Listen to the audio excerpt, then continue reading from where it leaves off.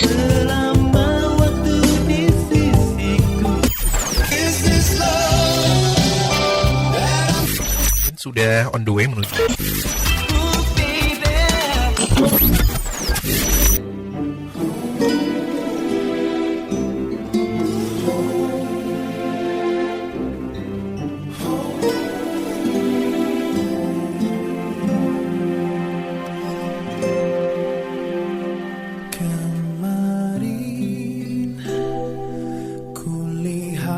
Awan membentuk wajahmu, desau angin meniupkan namamu, tubuhku terpaku semalam, bulan sabit melengkungkan senyummu, tabur bintang serupa kilau auramu. Aku pun sadari, ku segera berlari, cepat pulang, cepat kembali, jangan pergi lagi. Firasatku ingin kau untuk cepat pulang, cepat kembali, jangan pergi lagi.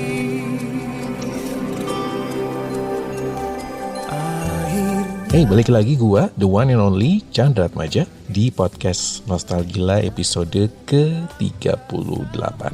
Wow, udah lebih dari 38 minggu gua podcastan ternyata sejak akhir tahun 2018. Oh ya, gimana kabar kalian? Baik-baik aja kan? Ya, di antara gonjang-ganjing situasi negara yang bikin gerah ya akhir-akhir ini, berasa gimana ya? Agak-agak suram gitu ya, tapi semoga enggak sih. Kita positive thinking aja, karena mindset yang baik kan juga jadinya doa ya.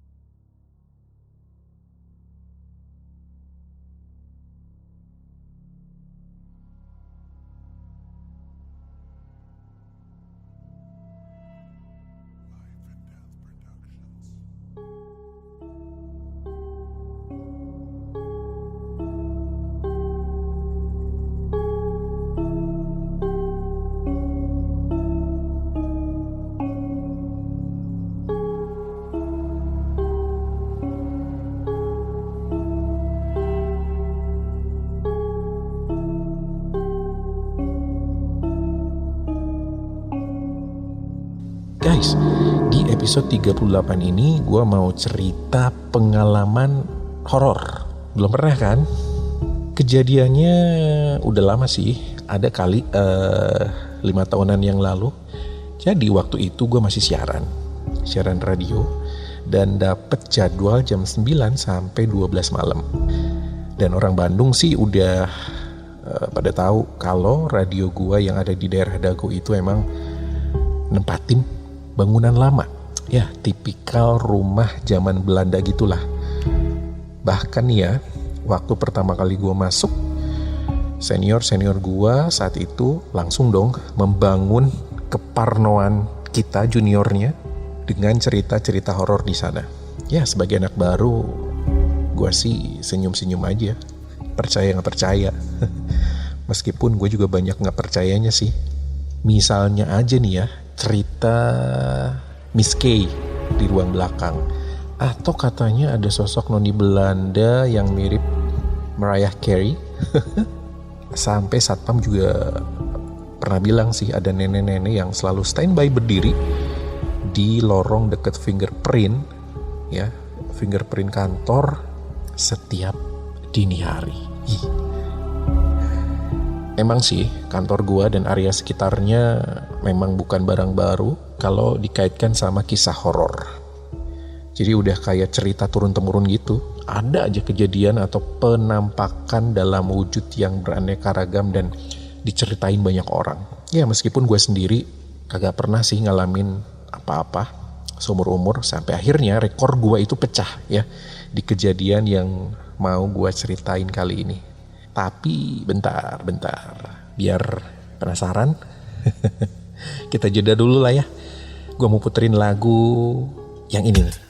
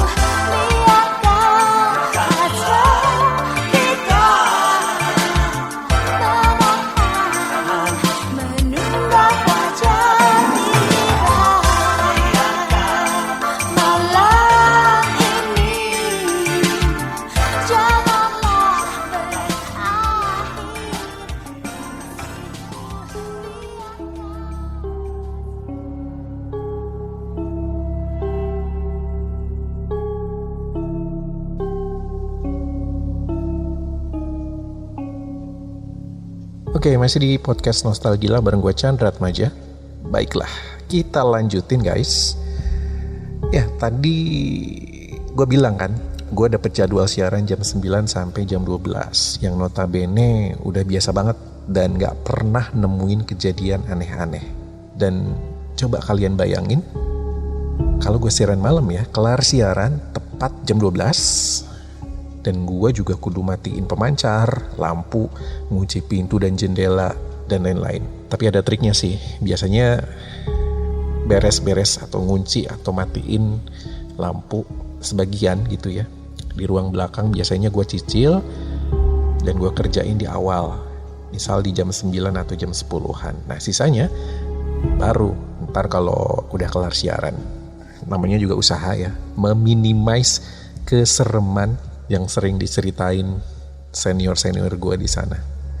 Sebagai informasi tambahan nih ya, gue termasuk borangan guys, alias parnoan.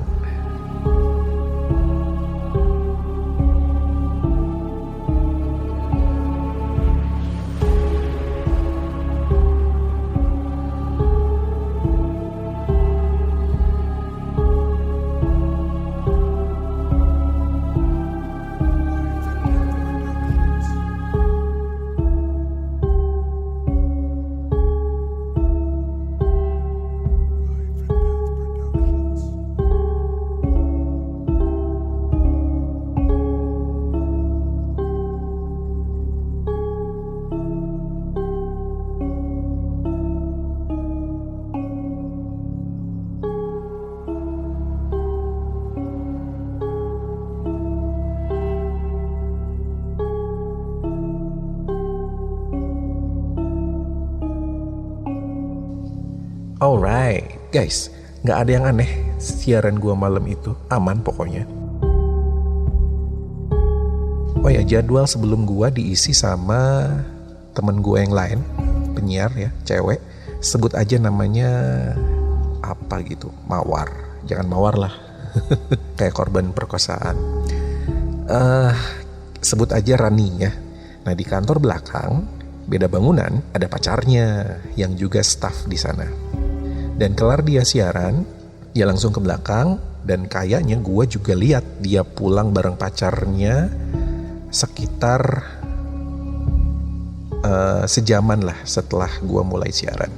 Nah, di jam 10:30 malam itu, gue lihat nih ada yang masuk dari pintu depan. Karena biasanya pintu depan memang selalu kebuka sih. Nah, kebetulan lorong dari pintu depan itu menuju ke dalam bisa kelihatan jelas dari ruang siaran karena dindingnya pakai kaca segede gambreng. Ya, bayangannya kayak ruang-ruang studio rekaman gitulah. Ya, kalau kalian lihat di TV. Nah, begitu ngelihat si Rani jalan, dalam hati gue ngomong, kok si Rani bukannya dia udah balik ya? Dan tahu gak sih, si Rani ini, si cewek yang jalan di lorong ini ngeliatin gue sambil senyum guys. Gue jadi merinding lagi kalau inget kejadian itu. Nah kebetulan si Rani ini jilbaban, ya pakai jilbab. Jadi kalau gue inget lagi, ya nggak serem-serem amat sih. Dan gue masih positive thinking. Tadi kan gue nanya, kok si Rani bukannya dia udah balik? Nah gue juga ngejawab pertanyaan gue sendiri dalam hati gitu ya. Mungkin si Rani ini balik lagi kali ke kantor gitu. Tapi kalau gue ingat-ingat lagi, pintu belakang itu udah gue kunci di awal-awal tadi kan, jam 9, jam 10 udah gue kunci si pintu belakang ini. Dan guys, si Rani ini kan jalan tuh dari depan melalui lorong menuju pintu belakang. Dan si Rani ini ngilang di ruang belakang. Ya logikanya kan kalau dia misalnya dari depan menuju ke belakang dan keluar lagi, harusnya kan pintunya kebuka.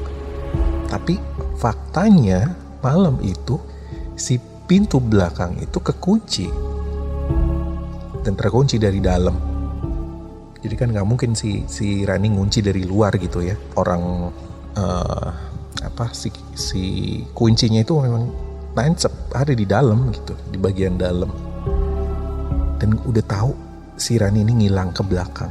Begonya beberapa saat setelah si Rani ke belakang ini, gue ngecek pintu belakang itu tadi. Tapi masih belum gimana-gimana, masih berani-berani aja gue, karena itu tadi gue masih positive thinking. Masih ya ini mah si Rani beneran gitu, si Rani ngejailin gue gitu. Pikiran-pikiran itu masih gue tanemin ya. Karena ya mau gak mau itu salah satu cara biar gue bisa beresin siaran sampai jam 12. Nah saat itu gue belum merinding, dan gue langsung nanya si Rani, gue texting dia, gue nanya posisi dia ada di mana, dan gak langsung dijawab karena ternyata dia masih di jalan guys. Baru dibales beberapa menit kemudian, dan tahu nggak jawaban dari dia apa? Si Rani katanya udah cabut dari kantor sekitar setengah jam yang lalu. Oh my god.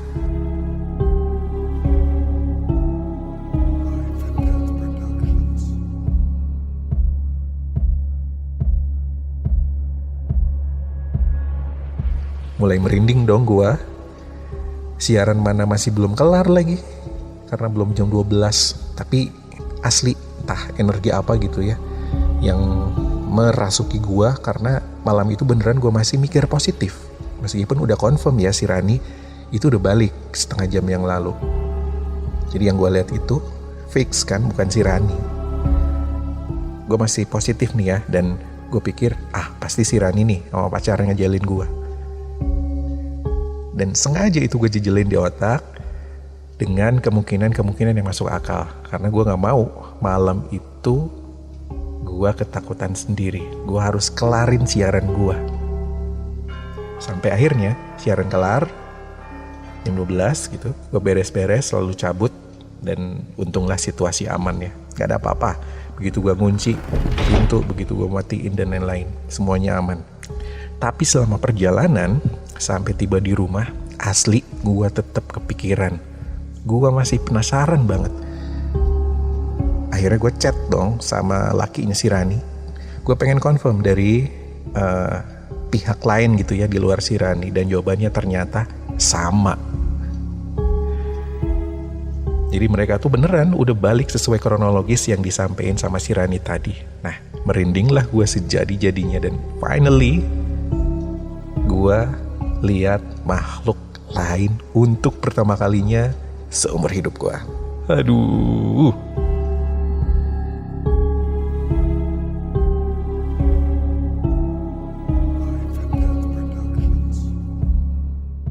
Dan besoknya gue konfirmasi langsung sama si Rani dan pacarnya. Tetap sama jawabannya. Dan artinya gue bener-bener udah ketemu makhluk halus berwujud temen gue malam itu. Dan denger kejadian malam itu, temen kantor gue yang lain termasuk senior pada bilang, kejadian ketemu wujud orang kantor yang sebenarnya gak ada di kantor, entah itu lagi libur misalnya, atau lagi tugas keluar, ternyata bukan barang baru. Sering mereka nemuin hal seperti itu. Dan finally gue dapet giliran juga. Ya, tapi syukurlah apa yang gue lihat malam itu wujudnya kagak nyeremin. Ya, itu yang penting. Oke, itulah pengalaman horor gue. Pengalaman horor pertama kalinya seumur hidup gue ngelihat makhluk halus. Semoga gak sampai nemuin lagi hal-hal begini ya. Cukup sekali aja. Anyway, thank you ya untuk kalian yang setia dengerin podcast bareng gue, Chandra Atmaja. Oke? Dan sampai ketemu lagi minggu depan ya di cerita-cerita yang lain. Bye-bye. Namaku cinta ketika kita bersama, berbagi rasa untuk selamanya. Namaku cinta ketika kita bersama, berbagi rasa sepanjang usia. Hingga tiba saatnya aku pun melihat cintaku yang khianat, cintaku berkhianat. Aku terjatuh dan tak bisa bangkit lagi. Aku tenggelam dalam lautan luka dalam. Aku tersesat dan tak tahu arah jalan pulang. Aku tanpamu butiran debu.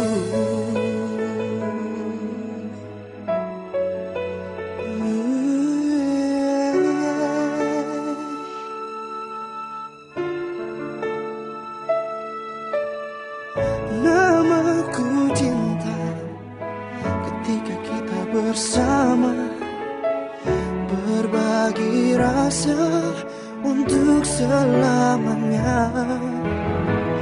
Namaku cinta ketika kita bersama, berbagi rasa sepanjang usia. Hingga tiba saatnya aku pun melihat cintaku yang hianat, cintaku berkhianat.